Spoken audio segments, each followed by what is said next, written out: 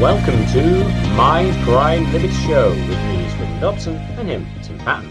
Today we discuss, is informed independent journalism blackpilling? Tim. By informed independent journalists, I don't mean, I obviously don't mean the BBC, or NPR, the Clinton News Network, aka CNN, or Fox News. But I mean people like Ryan Dawson of the Anti-Neo Account Report, Whitney Webb of Unlimited Hangout, Scott Horton of antiwar.com. And you also include Seymour Hersh, Glenn Greenwald, Chris Hedges. Again, you might not agree with everything that every one of these quote-unquote journalists, and these are more journalists than anyone on CNN or whoever. You don't have to agree with everything, but like if you take them all as a nest or as like a group of people that are related, they're some of the best people at understanding the current regime and understanding its origins. The problem is, and I think this is the big problem, is if you just have all these compilations of terrible facts, like if you knew why the Nord Stream pipeline blew up, or if you knew why the United States was in what happened in Afghanistan / Iraq, if you know about the conspiracies about 9/11, because even the official story of 9/11 looks bad. Even the quote-unquote official conspiracy story looks bad. Or if you go back into history, you start thinking about the Vietnam War, the origins of the CIA, and so forth. And while we go forward and look at the COVID, the lab leak, and so forth. And again, Webb, Dawson, Seymour Hersh, Greenwald, Hedges, these are all people who are on the sort of cutting edge of bringing up bad facts. Bad, as I mean unsavory to the regime and the existing society institutions. But I'm going to go to a Disney ride. Probably most people in this audience haven't gone to Disney World, but there's a ride in Disney World called the Haunted Mansion. And in there's an elevator. You enter the ride, and there's a question. It goes because the actual ride is underground, but the elevator is part of the ride. And in the middle of the ride, they ask, the narrator in this deep comic voice asks, Stark asks, is there a way out? There are no windows. There are no doors. Is the elevator, is the walls actually stretching? And I think this is a good metaphor for thinking about our current existing society here, the Haunted Mansion. And by the way, Whitney Webb would argue that there is a NASA Nazi deep state connection anyway regarding Florida or regarding Aleister Crosby. Look into it if you really want to. But nonetheless, this ride at Disney, I think, is a good thing. Is there a way out of this thing? Because, Greenwald, Ryan Dawson, Webb, Scott Horton, they're all good at compiling bad facts about COVID. And again, bad makes the regime look bad. It's not that they're quote-unquote bad. It just makes the regime and makes institutions look bad that go along with them, which includes basically everyone. So just because you can fix a problem doesn't mean, just because you can describe a problem very accurately, which I think these people do very well, doesn't mean you can actually fix the problem. So like take COVID, for example. COVID has basically been memory hold, in my opinion, entirely, which is sort of sad almost in a way because of how stupid it was and how ruinous it was. Now, one simple thing you could say is, the good thing about following all these elite journalists is self-defense. This is the best. This is like self-defense. You may not be able to overthrow them, but you don't obviously take a vaccine. You don't worry about wearing a mask. You don't join the army or something like that. And that's true. So there is some like limited self-defense usage of knowing about this stuff. You also don't worship politicians. You might vote for them, but you vote understanding that they're not your saviors and so forth. So that's one use you might add. But in the episode, Is There a Market for Truth? One of the things I was sort of not going after you individually, but the idea is that a lot of the premise of journalism is this sort of hidden democracy premise. Well, if voters are just informed, we can just overthrow elites, and we can elect better leaders, or we can vote our way to a better society. And I think this is basically maybe not demonstrably false, but definitely needs further review, because like just knowing all the terrible things about the Epsteins, for example, doesn't change anything. And as Ryan Dawson would point out, arguably Epstein is just a scapegoat. All the real pedophile networks are still existing. He's just a scapegoat that was hung out to dry, to throw to the bones the media. This is the same Nick Bryant. Zero Hedge recently had a conversation with the two of them on, and it was sort of blackpilling because it's like, they put him out there to dry, but arguably the real networks are still all intact. So it didn't really quote unquote change anything. They just found, they had a, I think the phrase was throw someone down the river to get, send someone down the river as a fall guy, which again, this is sort of blackpilling. Even the New York Times has listed all these sort of people related to them. This is what Nick Bryant was talking about. But there's no, you could have arrest warrants. If you or I did anything close to what they did, we'd be in jail right now. So that's the one thing. So there's a hidden democracy premise within all these elite journalists' attitude. And keep in mind, most people in the United States and Britain and France don't vote, or at least a large plurality. So the question for me is why do I bother informing myself? Why do I bother informing myself of these things? Again, self-defense might be useful. That's a good usage. But if I think on a more theoretical level, which you and I do, we're libertarian anarchists of the right of some variety. Someone who's sort of closely adjacent to that is Nick Land. Nick Land had the comment of once gave an interview. He said, I just want to throw a bucket of ice water over anyone who thinks you're going to overthrow current existing capitalism. And by current existing capitalism, what libertarians might call corporate capitalism or crony capitalism. Kevin Carson could get along with what Nick Land is describing here. If anyone thinks they're going to overthrow this regime in any time frame that's probably in their lifetime, you might get societal collapse a la Ted Kaczynski. But the idea that you're just going to either elect better leaders or overthrow this in some sort of violent insurrection is probably unlikely. And you can even get into even if you get into the weeds, there's an intersection, there's a 7 points intersection near where I live. And I oftentimes think about this, if you think about all the existing political philosophies, there's at least 5 to 7 of them. And some of them are anarchism. And it's interesting, Goofy Gillis, what Keith Preston calls Goofy Gillis is William Gillis. And he's actually a very interesting intellectual who argues at Stirner to Mussolini. And Max Stirner is one of the best egoist anarchists. He sort of takes Nietzsche's ideas. And you could argue almost that fascism originates from Stirner. Now, it's not a direct one-to-one. You're not going to find the smoking gun. But there is a sense in which if you abolish, if you abolish, and the reason I'm talking about anarchism is I think anarchism is relevant is because it's viewed as a philosophy as a way out. If you abolish the current existing morality, what exactly, as well as you don't believe in equality, what are you exactly left with here? And that's what Gillis asks. And we're of course right anarchists who are sort of well aware of the fact that people are different, so to speak, and people care about different things and people different levels of competence, so forth. But again, it's also somewhat blackpilling too. Properly understood in a way that the fact that many people are susceptible to propaganda is the word doesn't that's people will talk about Charles Murray or something, but it's not necessarily a quote unquote good thing in the sense that so many people go along with war propaganda or COVID propaganda or so forth. So that's my sort of opening statement here. Is there a quote unquote no way out?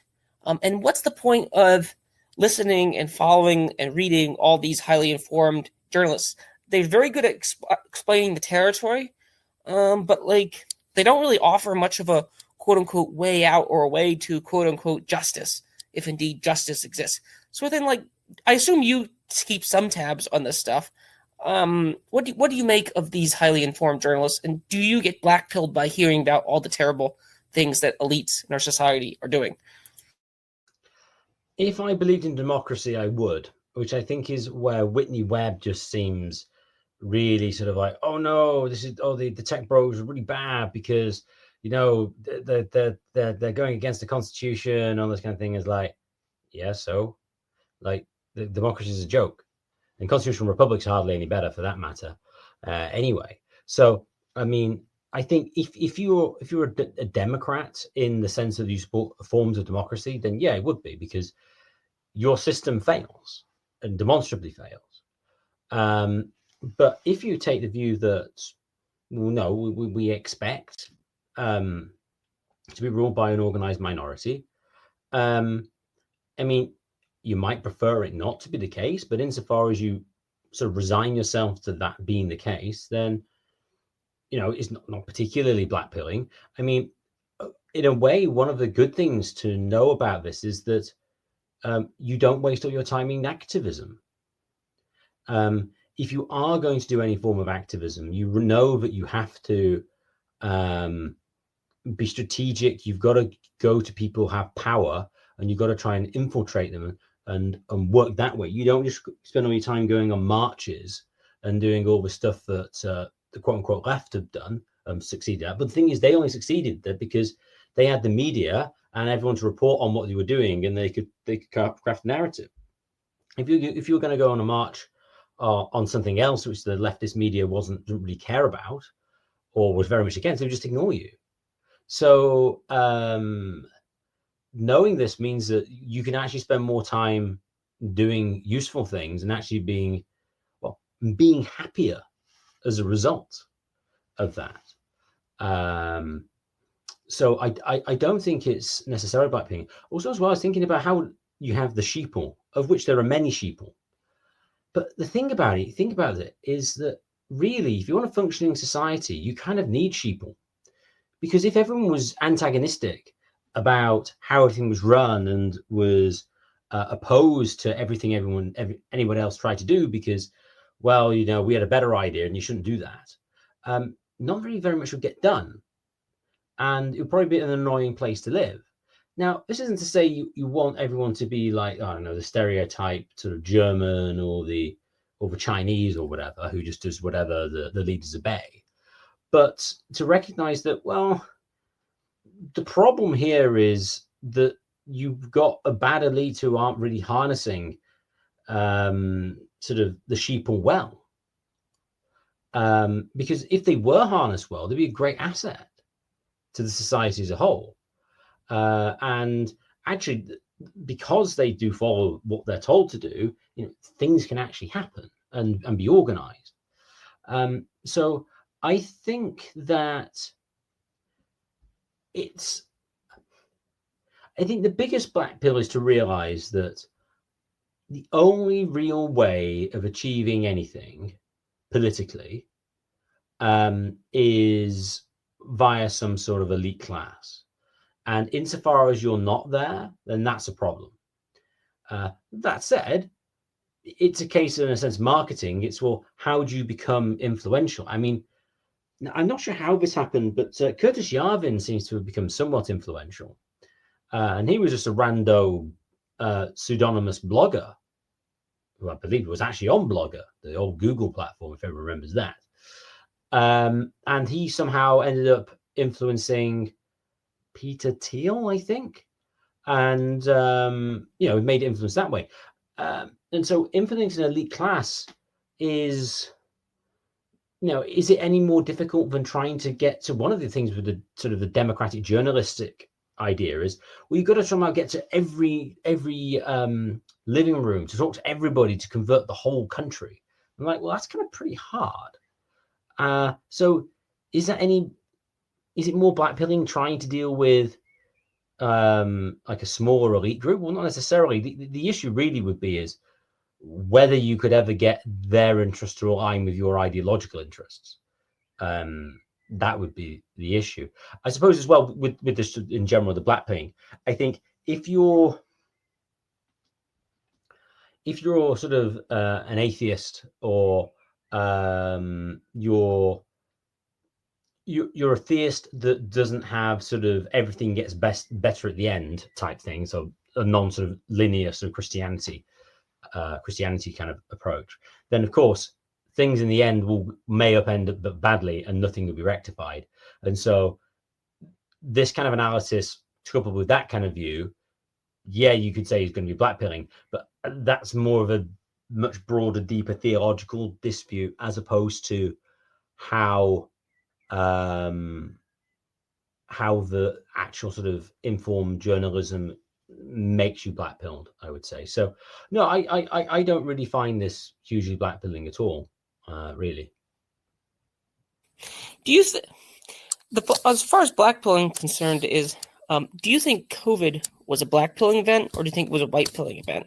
Because that's the most recent thing. You could also include some of the various wars the U.S. and U.K. as well as other Western powers have been involved in, like the Ukraine war. Is this a quote unquote black pilling event or is this a white pilling event?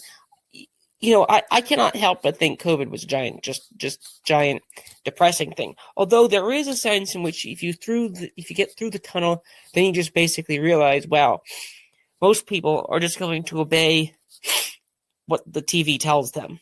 And again, the critics of me will say I'll just obey what random YouTubers say, which I just don't really view as a fair criticism because, like, I try to purposely seek out different quote unquote voices.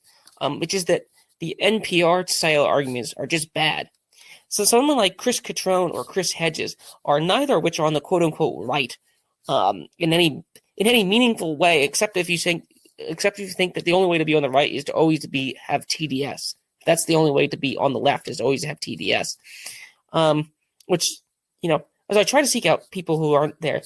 But so even then, so like, what would you say about recent events and like even the Epstein stuff? No one really was held to justice in any meaningful sense, as Nick Bryant and Ryan Dawson pointed out. With the fact that we know their name and they're publicized is something, but it's still going on. It's not gone away. Now again, you would say that you think democracy is a sham. So in some sense, it doesn't hurt you because you've already recognized it to be a quote unquote sham, which I guess that's an interesting way to see, maybe not through it, or at least see your way out to it. But the question really is then why do you yourself look into it other than the obvious self-defense reason, or maybe you don't look into it as much as I do or others do. So then what would you make of that question?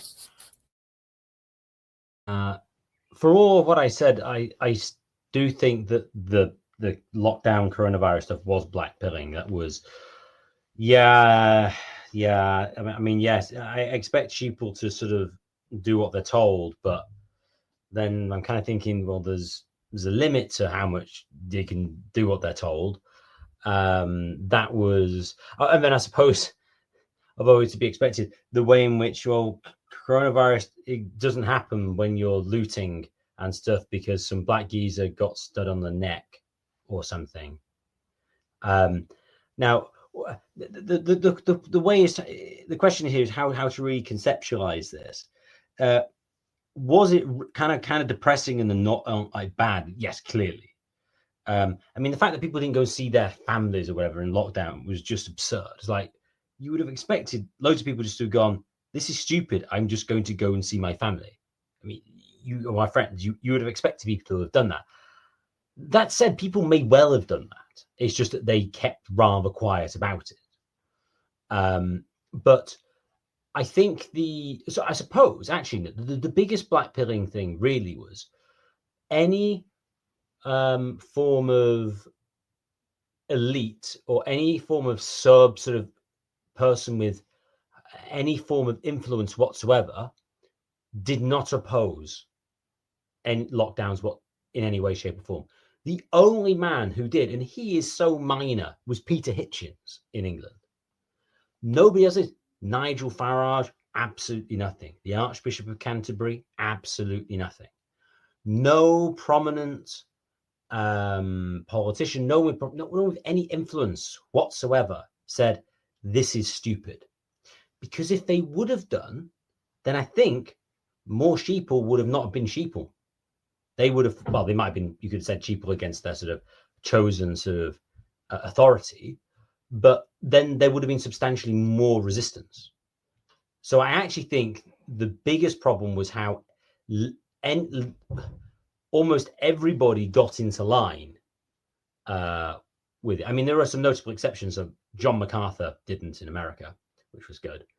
And Elon actually, interestingly, was decent in lockdowns to some extent.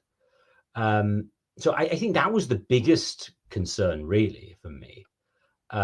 The whole Ukraine stuff, I mean, yeah, that's just absurd. I suppose it's just a case of, well, war makes people a lot of money, and so got to keep the bombs rolling in with that. So yes, the Ukraine stuff is, well, I mean, the Ukraine stuff's annoying because, as people may or may not be aware of listening to this, the UK has the most expensive energy prices almost anywhere in the world. And part of that reason is we decided to sanction a country that we're not at war with, because that's always a good idea. The Russians. So, yes, I mean, it is. I suppose on the one hand, they go, this is absurd, this is terrible. On the other hand, they go, well, this is to be expected. Really. So I kind of hold both at the same time. You asked me another question and I've entirely forgotten what it is. I think the question I asked you was regarding, do the people not voting know something that you and I don't? Well, do the people who don't vote, or the people who don't, there used to be people I knew that never voted, and when I was like 18, I would thought they were quote unquote dumb, but now I think they might have a quote unquote point there of being quote unquote non-political or non-partisan. Now, this could just mean that you're just annoying centrists, but there's some sense in which people who, don't have any activist bones in their body or any sort of political bones, is there some deep, like, rational, functional usage behind that? Oh, I used to think the same thing. I used to think, oh, these are informed ignoramuses type thing. But I mean, it does make sense to do that and to be rationally ignorant. I think I should remember the question you asked me is like, why do I bother looking at any of this stuff? Well, I just kind of think it's interesting to see how things work. I mean, why does it really benefit me directly if I understand how various parts of theoretical physics work? Well, not particularly. I'm actually not hugely interested in theoretical physics, but if I was, then it doesn't necessarily need sort of utility, as it were, sort of extrinsic utility. It's just a case of, well, it's kind of interesting. I mean, my background is economics. I'm interested in how things are put together society-wise, and so it's just something nice to know and I like doing. In the same way, someone might. I found a good YouTube series on art history, which does it on chronological order, and they do like good videos, like 5-6 minutes long. So, am I going to be an artist? Am I going to be an art historian? Am I going to write an art? No, probably not. What might increase my appreciation of stuff? Yeah, maybe. So as a benefit of that, possibly, and I might end up making my house look better. But I mean, even if I didn't, I would find it interesting. So I don't see this necessarily as being a problem. So, I mean, for instance, you forward me an interesting thing about P. Diddy, who we will not defame because he hasn't been prosecuted yet. But the claims made in there were quite interesting. As so, one of the claims as to how you might move drugs around the US using certain people and planes. And I was thinking, well, actually, this is kind of quite interesting. If I was to try to shift drugs around the United States, getting private jets and filling them with drugs and taking them off, that seems to make a lot of sense. So it kind of like, it's a bit like thinking, in a sense, it's thinking like, oh, how could I get a bomb onto a plane? I mean, or get through airport security. It's not something I'm necessarily going to do, but it's kind of an interesting exercise. In a similar way, how could I get away with murder? That's always a classic. How could you kill somebody and not be caught?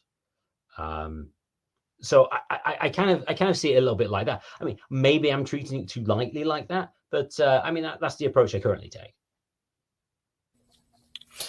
I would say, though, there's a difference between, like, so if you're on Amazon Kindle, or you're forwarding me if I'm looking for books to read, and there's a question of, do I read, Peter Sloterdijk's, I forget how to say his last name, The Devil's Chessboard authors, or do I read, I don't know, Isaac Asimov or some science fiction book from the 50s or something like that, or some, something, or I watch a movie from the 1950s. Now, there is a way in which even almost everything is political. So there is that thing. But there is obviously things that are quote unquote lighthearted, or at least lighthearted adjacent, or in general lighthearted. But there's a way in which, you might. I mean, I don't agree with Chris Hedges' view on climate change, for example, but I do agree with Chris Hedges' view on U.S. military-industrial complex. And if I'm gonna there's nothing quote unquote there's no good takeaway from reading anything by him or Whitney Webb or Ryan Dawson. It's all bad. Again, and my problem with you can have some sort of self-defense here up to a point. But knowing that inflation has probably one of the big causes of inflation, so that everything costs more, and knowing I guess there's some vague liberation type, knowing the truth maybe will quote unquote at least set you free, but it also just quite frankly make you angry, or at least somewhat angry, that so much got thrown away on waste, so to speak, on things that were quote unquote non-rational. Like if a household did something like this, they would be bankrupt or something, or if an individual did something like this. But there is a way in which, you have to go seek this stuff out. And if you seek this stuff out, there's a way in which it could quote unquote drive you, maybe not to suicide, but it could get you close, especially even if you work for a regime adjacent agency or something like that. It does lead to some kind of generalized pessimism. I think it has to lead to some sort of generalized pessimism. And also, unlike normie conservatives and normie liberals, I don't think this began 10 years ago. I don't think this began in the Obama administration. I don't think this began in the Clinton administration or the Trump administration. That's one thing that annoys me about people who have Trump derangement syndrome. It's not like tariffs. Tariffs have a rational, take tariffs, for example. You can say they're economically a bad idea, but this all assumes that you don't have states. This just assumes that the firms are just competing in this sort of nice world, this sort of nice, normal equilibrium world. It doesn't assume that there's some sort of centralized bank like the United States Federal Reserve that can just print near infinite quantities of money, near infinite, and then other people just buy them up. So there's just a certain sense where TDSers were just that's one thing that annoys me about them. It's as if everything, a lot of ways Trump just reacting. He's not actually changing affairs. He's just reacting to already sailed ships. But there is I one thing I agree with the critics of Trump is many of the things he does are pointless. So his budget cutting stuff, it cuts next to nothing. Basically it's all the stuff that Doge has found.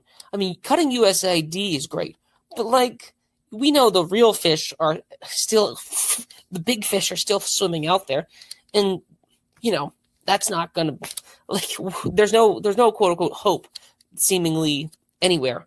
So, and again, there's other topics I could you could start talking about Enoch Powell or Pat Buchanan or other people who are also pessimistic about other topics too. And if you read these people, there's just a certain doom or worry that you're just stuck with. So I often ask myself a question of why do I bother to read and know this stuff? I mean, like you, I am interested in the way things work. So it is neat being usually the smartest person in the room. But one of the ways I have to be careful is Chris Hedges apparently works in prisons. And again, I know Chris Hedges is a climate alarmist, but Tim Dillon, the comedian, made a joke that if Chris Hedges tells the prisoners what you're doing, the prisoners just might quote unquote riot or something like that. If you're gonna hold the view that the ruling class is just a bunch of pedophile elites or something like that, it doesn't lead you much quote unquote optimism. And it may so I guess you have to seek your hope elsewhere. So there's just a way in which gardening or sports, have a way in which they don't lead you to this sort of doom. I mean, that'd be my statement here. This might. Do you think maybe not obsessing, but do you think reading into this has a sort of, looking too much into the devil or something like that? What would you say about being overly informed about this? I think you struggle with this problem too, in the sense that way more about COVID or the Ukraine or things like that than anyone else you normally talk to. And people will just say what you think are just obviously ignorant statements. And I have to sort of hold my tongue sometimes when people like praise Mitt Romney or praise Barack Obama for like anodyne reasons. And it's like, I just got to hold my tongue.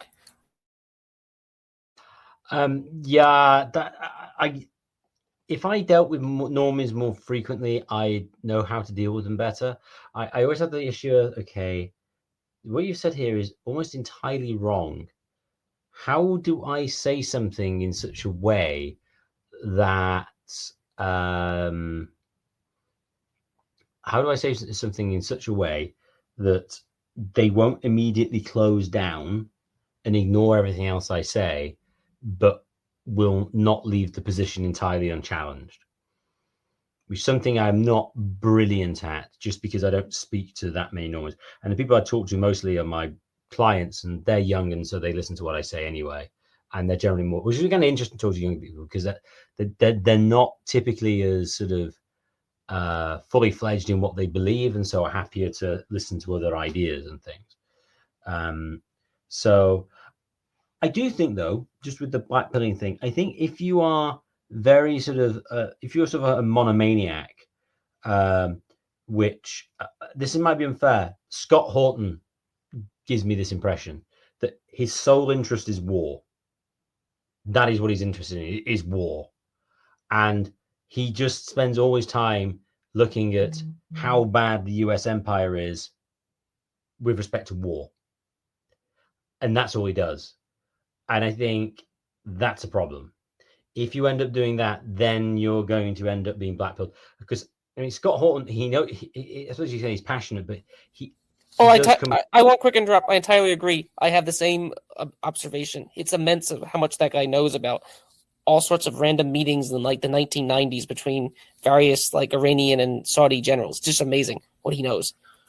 Oh, yeah. It just seems it's the only thing he does. And I think that's kind of the issue. I think, no, not going to bring Aristotle back. It's kind of like, well, it's good to know this stuff. That's useful. But just don't obsess over it. And do something else and have other interests. I suppose one thing I would say here is, I suppose one thing that keeps you sane and it keeps you more balanced is if you have an appreciation for, I mean, it's sports, but also the arts in general. The beauty, seeing nature or artwork or whatever, and seeing things that are kind of uplifting, rather than. I mean, the other way to go this, if you like architecture, whatever, you could spend all your time about how. I mean, there are some good examples of it, but how bad sort of like post 1945 architecture is in general, and spend all your time doing that, rather than going, oh well, why don't I go to Florence, or why don't I go somewhere good that's beautiful and nice and uplifting.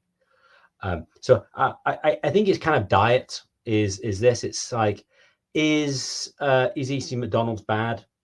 Not necessarily. Depends on the context using. If it's something that you're eating every day, no, Morgan Spurlock lied with that. But leaving Supersize Me aside, is it just generally speaking going to be good to have fast food constantly? No, probably not. But is it bad on of itself on like occasions or whatever? No, fine. So again, what the appropriate mix is when it comes to this kind of material is another question.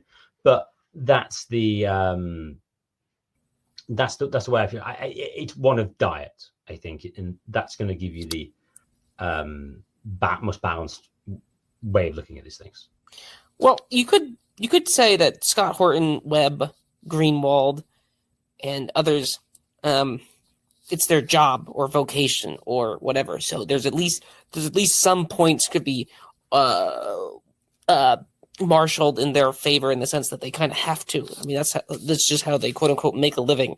So someone who works in cars probably thinks way more about cars than anyone else does, than just people who drive, for example. You think probably way more about exams than most people do think about exams. So there is a sense in which there's a way in which Scott Horton, by definition, has to be a monomaniac in that sense. But there is a question like I have, which if you don't, you say, well, there is an interest in knowing, at least use the physics example or something like that. Like why know about something if you don't have some direct utility?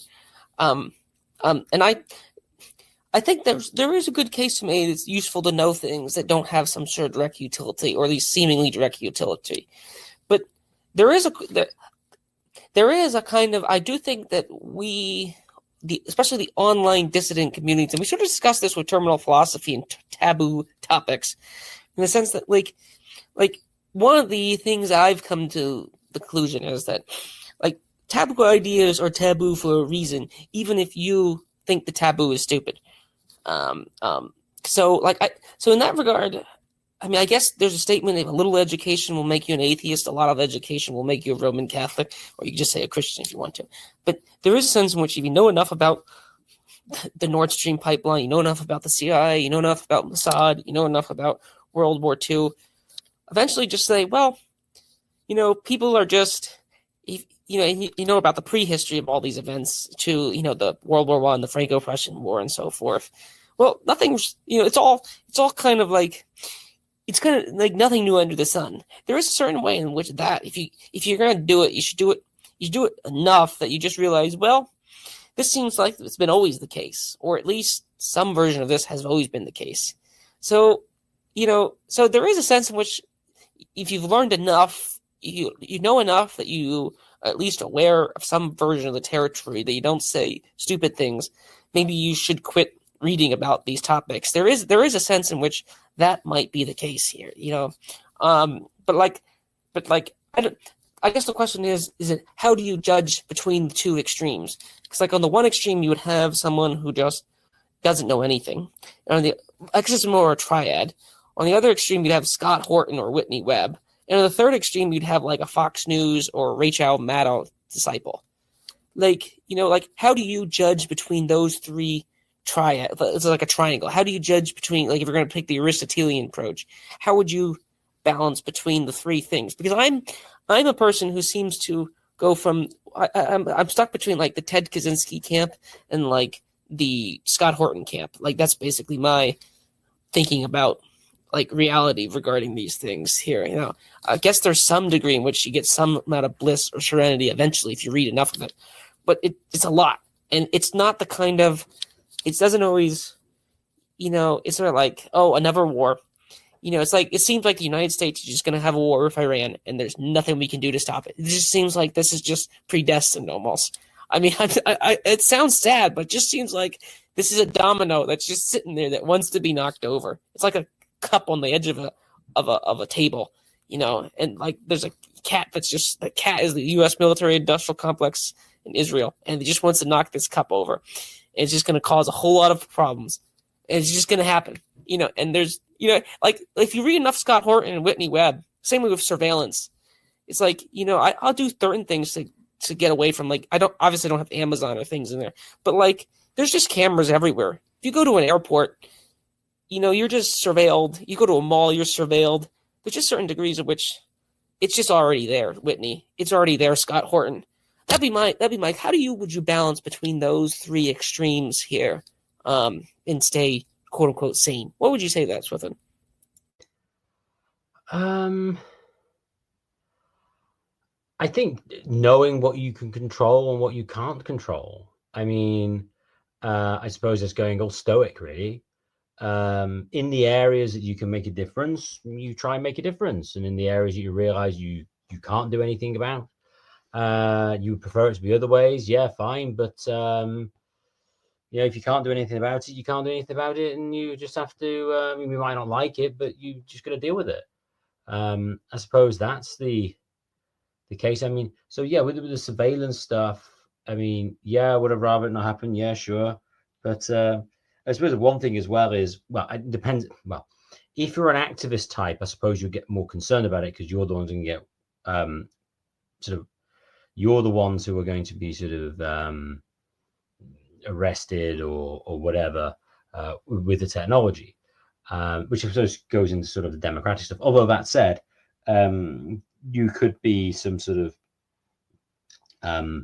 counter-revolutionary that's trying to rouse up certain groups in the in society to overthrow the government or something. But yeah, I think it's sort of using a bit of stoicism, I think is probably the best thing. And also just feeling like, in your life, what can you do well? What can you do? And focus on what you can do well, and in trying to synthesize everything else within that. That's what I'd. That's the way I would look at things. That would be my way. I may be going sort of all self-help here, but I think that's probably the best approach. I don't really have anything much else to say. I just say that there is a certain degree in which sometimes maybe Douglas Murray is a bad example, because Douglas Murray might be in a demonstratively bad example, but like there is a way in which there is a bliss that people have who are unaware that is kind of neat. That I will say that sometimes I quote unquote envy. So like if you want to fly somewhere in 2021 and you're gonna have to wear a mask for 6 hours, you can choose not to fly somewhere, but then that's a huge hassle. It's a lot harder to wear a mask when you know it's stupid than it is to do when it's stupid. What then is it if you actually just believe it? So this goes back to like the Matrix movies and stuff like that. The character who wants to go back in, so to speak, he gets quote unquote tired. And I do think that's just a quote unquote thing to be aware of, or to think about it. There was, and I do think I think intellectuals, which I really at bottom I think all these journalists are. I don't think journalism is an industry in the same way being a barber or being a mechanic is. I think journalists at bottom are intellectuals in a way, and I do think that, like most intellectuals, when your product is strings of words, I do think there is a sort of non-realness to your existence, which, again, you can take Plato's theories of ideas and argue they actually are real, but like there is just a weird way in which, and for the consumers of these things, if you want to use that term, I do think there is a problem of knowing too much stuff unless you can actually change events. And there are some hidden premises that in like this sort of like truth industry that like, well, if everyone gets woken up, then we're gonna fix everything. And one thing I've thought about with Kurt Metzger, who's the comedian on Jimmy Dore's show, would say, is sometimes the reason why, so let's say if the wife, this is like a joke Zizek would make. If someone catches their spouse having an affair, I'll leave the terms gender neutral. One of the things you can do is you make up a lie that's obviously a lie, but the lie is just a flex. It's not the lie itself is a flex. Just to let's say I'm going to make up some absurd story, and you're going to repeat it because you have to repeat it. And I can think of examples of these. Like after the Trump thing was about just loud noises, or something like that. You think of absurd lies that the regime uses, and that, that's very depressing, But what are you gonna do? It's like sometimes I think with Webb and Dawson and Horton, it's like I don't run the military industrial complex, I don't run the medical industrial complex, and so forth. So it's like, I'm very interested in what you write, but like I don't think you writing things necessarily changes the world unless you believe that changing ideas eventually change the world, which is what William Gillis actually believes, which in the long run might be true. It might be the case, but this gets into territory with how long is the long run here. So that's one way in which intellectuals may eventually change the world, or they may not. That's something that you have to hold out, that like things might not have changed at all. We're just, So that's would be Ted Kaczynski's argument to some extent. The industrial society is the problem. But who knows? I don't really have anything more to say. Thanks for doing this topic. It is a doomsday topic, I'd say, in a sense, but that's my only thing to say. I personally don't worry that much, but I have diversions too. So that's been my comment. I think this kind of goes into the theological territory again. I mean, if you take the view that if you're doing the right thing and you will be rewarded for doing the right thing in the hereafter, then it gives you motivation to keep going. And even if it doesn't change anybody directly, then at least it's sort of you've done the right thing and you're getting sort of utility out of that in the long run. And with that, I'd just like to thank everyone for listening. If you enjoyed this podcast, please share it with your friends and family and subscribe to us on Podbean and on YouTube. The more subscribers we get, the higher we get in the search rankings, and the more people can access this material. And if you'd like to contact the show for any reason at all, please contact us at mindcrimelibertyshow@gmail.com. That's mindcrimelibertyshow@gmail.com.